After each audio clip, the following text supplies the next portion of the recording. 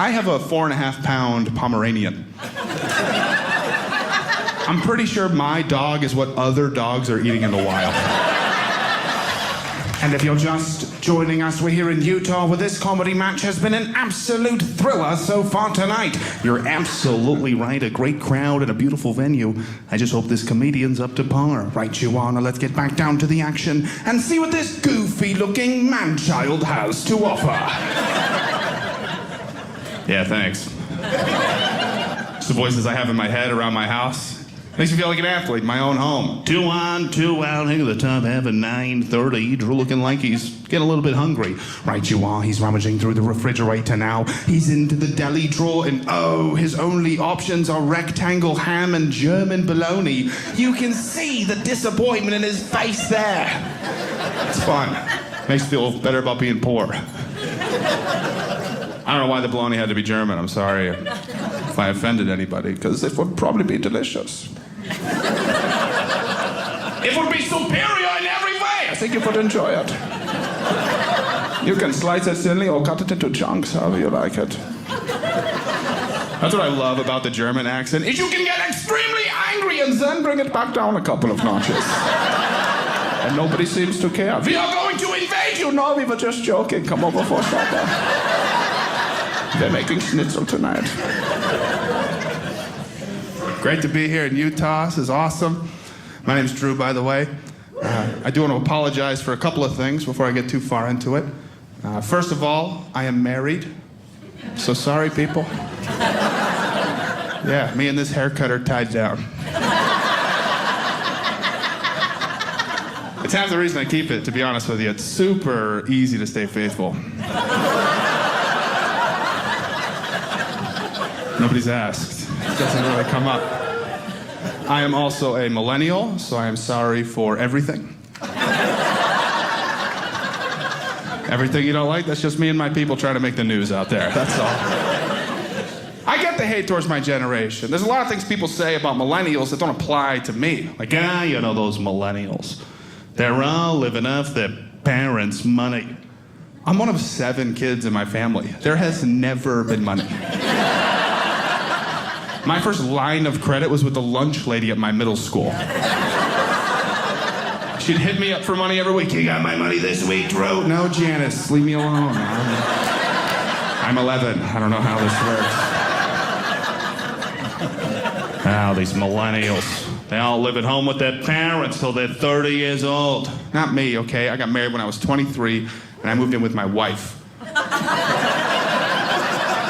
who lived with her parents. Totally different situation. I live with my in-laws till I was in my mid-20s. I had to leave. They kept asking when we're gonna have kids. It's like, I don't know, man. I'm not ready to be a dad. You can't be a dad and you still look like a kid who got kidnapped 10 years ago and showed back up at the front porch. Like, Dad, it's me. It's true. Why'd you guys stop looking? I was out there. I was nearby. Not ready to be a parent. You wouldn't trust me as a figure of authority. You guys wouldn't trust me if I was your manager. How's a kid gonna take me seriously? Hey, you go to your room right now. I have had it up to here with your attitude today, young man. You do not want to see me get to my bangs. Get to it. Dad still has bangs. Plus, Dad's gotta be manly, right? They gotta fix stuff around the house and all that. I'm not there. I'm trying. I'm putting in the work. Had to go to the Home Depot recently. No big deal.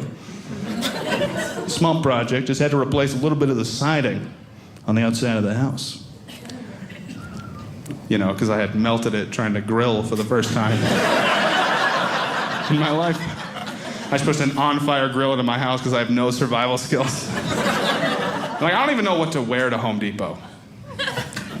I think the fact that that's on my mind is the real core of the problem, really. I don't know what to do. I'm just wandering around. I'm just trying to blend in once I get there. I'm just tapping stuff that I know and pointing like, that's a hammer. That's wood. That's all I got. The workers, they see right through my little dance. They're just like, hey, Mike, look at this guy. What do you think? Should we help him out? Nah, let's watch him play with the doorknobs for a few more hours. He's having fun. The guy who came to help me was actually very nice. He goes, hey man, you need some help on your project? So I say to him what I say to every retail employee as a knee-jerk reaction. Nope. Leave me alone. But I needed the help. So then I just left. I just went home. No siding, no information. Because I know realistically, I don't even have the 101 level I need to even have a conversation with that guy. I'd be like, yeah, I need help with siding. Okay, great, no problem. What are you looking for? Wood, vinyl, 4x4, 5x5, traditional Dutch lapping? Mine's yellow, and I have to leave now because I'm nervous. And I don't know those words. I gotta go do some research. I had no idea the Dutch did siding. I got a lot to learn. Yeah, big families, man, they'll make you not want to have kids for a little bit, you know? I spent half my life babysitting. I need a couple years off before I start doing it for myself. It's crazy. I don't know how you parents do it, man. Especially my mom's 7 kids. Even now, I'll see a mother of 2 in like a grocery store somewhere. She's got 1 kid crying, 1 running around. She has that, I'm about to freak out in public look on her face. But then I picture my mom. She had 1 kid crying, 1 running around, 1 pulling stuff off of shelves, 2 force-feeding each other crayons, 1 hanging off her breast, and she's 5 months pregnant. Like, that's harder. That's harder to do. I just try to think why. Like, why would you have so many kids? The only theory I came up with was maybe that was their way of increasing the chances of one of us to become successful, right? So they can retire easy. They're sitting there with a kid on the way, like, all right, come on, doctor, give me a lawyer or something. Oh no, that is a comedian. We're so screwed. Double or nothing. You're not supposed to have favorite kids. With 7, it's much harder to hide it. Because with 2, it's easy. It's 50-50. I love you both equally. But with 7, the math gets dicey. I didn't know who my parents' favorite was growing up, but I know who wasn't. Because when you use one of your kids' names as an insult to one of your other children... Hey, you're acting like a real Patrick right now. Okay. This Patrick? This is the guy? All right. I know I'm not at the bottom of the list. We got some progress.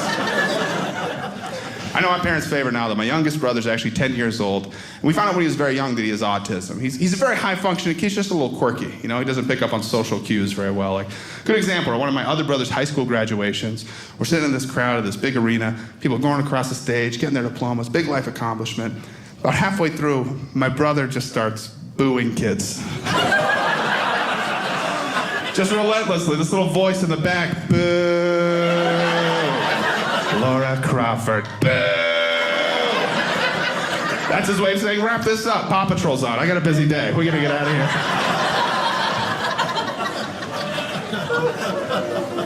So we try and do what we can to help raise awareness for autism. A lot of people don't know what it is. We try and get the word out. You know, we did a walk for autism a couple years ago. It's an interesting event. They have hundreds of people there. Bands, bounce houses, DJs, free giveaways. All for a disorder that mainly revolves around sensory issues. So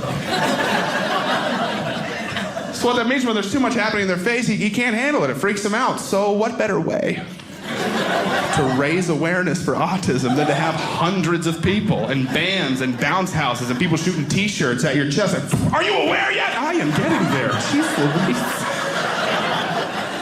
Who planned this thing? Hi, my name's Peggy. I plan terrible events. I'm glad you could make it. I hope you can come next week and we'll be raising awareness for alcoholism. That'll be at the bar. You gotta do your research. Yeah, no kids for me yet, man. I'm not ready. I'm not ready to be a leader of a cult. That's what families are. If you break it down to little cults that you get to start if you want to, right? You put everybody in the same house. You get to make up all the rules, call meetings. There's a leader with some omnipotent name like Mother. Plus, I think there's things every family does. You don't realize that they're weird or not normal until you try to do them outside the compound for the first time. Here's how my mom used to call all of my siblings together. Woo! That's it. She didn't know how to whistle. So she would just scream that rhythm at the top of her lungs. It was effective, but I thought everybody did that. I tried to call my buddy over at school for the first time. Full cafeteria. Hey, Mike! Mike, I saved you a seat! Woo! What was that, Drew? That's a quick way to sit alone all year. That's what that is. Nobody wants to sit with a kid doing war cries in the corner. It's not how you make friends. Yeah, no kids yet. We just have a dog. Most people just like to pretend are kids these days. They just come up to you and go like, oh, is that your little fur baby? Is she your practice child? It's like, no, that's my dog. Stop shaking so much. What are you doing with your shoulders? It's freaking me out. People give me unsolicited advice all the time. I was at the grocery store trying to buy a bag of regular dog food. I put my hand on the bag, and this woman just comes up to me and goes, oh, that's what you're going to feed your dog, really? Do you even know what the first ingredient is? It's like dried up rabbit poops, I think. I don't know. It's dog food. Who are you? Why are you talking to me? Oh, that's terrible. That's awful. You should really be feeding your dog what they'd be eating in the wild. Like, really? Because I have a 4.5-pound Pomeranian. I'm pretty sure my dog is what other dogs are eating in the wild. My dog is not a hunter. She is prey. She is constantly in danger. I know that because whenever I let her out in the backyard, I can't just go back inside. I have to stand there and keep watch for birds to make sure they don't come and swoop her up and take her away. That's not a joke. I spend time every day just scanning the skies with a baseball bat in my hand. Like, that's gonna do anything. I had to watch both seasons of Planet Earth just to know what I'm looking for. The Pomeranians in their natural environment. The backyard. Birds circling overhead. The first one is a pigeon. Posing no threat to the dogs, they continue to look for a place to tinkle. But another bird approaches. The red-tailed hawk, her natural predator. The Pomeranians begin their defense mechanism of barking and not moving. They're gonna die if a bird shows up. They don't stand a chance. I love David Attenborough's voice, by the way. That guy's the best. The Planet Earth guy. Oh, I can't listen to anybody else do nature documentaries. I tried. I turned on some random one. It was like the Amazon rainforest. I was like, get this off my TV. I only listen to the best. I need the sound of a guy who sounds like he just got punched in the stomach. Oh, my goodness. Oh, the North American vibe. It's like so much effort. I watched all those documentaries during the lockdown and stuff. It messed me up. That's not the voice I have in my head whenever I people watch. You guys should try it. A man walking through the frozen food section of the grocery store. He's noticed that his bum has become very itchy. He looks over his left shoulder and then his right. The coast seems to be clear. Anything can happen out there. I like wildlife and stuff, just not as much as some people. Like, I got a bunch of friends that go hiking all the time. I can't do it. I can't match that energy. Hey, you want to get up at 5 a.m. and walk for 8 hours? Bring an apple. Grab an avocado. It's a superfruit. I'm sure it is. I'm sure it's super. I got a super couch and a super TV right here. I'm going to have a super day. Why don't you go take a hike? I'm lazy, man. I don't like to go out and do that kind of stuff, you know? I've been trying to get back into working out. I went back to the gym recently. It's totally changed since the last time I was there. It's way too intense. Everyone's just walking around with potions of random elixirs, just shaking them all the time. This one speeds me up, and this one slows me down. It's like, why don't you just take nothing? What is that? It's so intense. I was just trying to figure out how a machine worked. Guy comes up and he goes, hey, buddy, what program are you on? Program? I don't know. My grandma called me fat on my birthday. Is that a program? That's what brought me here. I lack the motivation, you know? It's hard. I would go on YouTube and try and find motivational videos. I couldn't find the right ones. There's no entry-level motivational speaker. I need someone who's gonna let me get away with some stuff. Motivate a little, let me get away with a lot, you know? Like, hey, get up, man! It's noon, you should get up. Sorry. Those guys don't exist. It's all like ex-Navy SEALs just screaming traits that I don't have with music in the background. Just way too intense. Work ethic. Discipline. Every day. Attack the day. Attack the day. Climb that mountain, shoot him in the face. And I'm like, yeah! I'm ready to go to war at 7 a.m., but all I'm trying to do is not eat Doritos so often. I need someone to speak to me.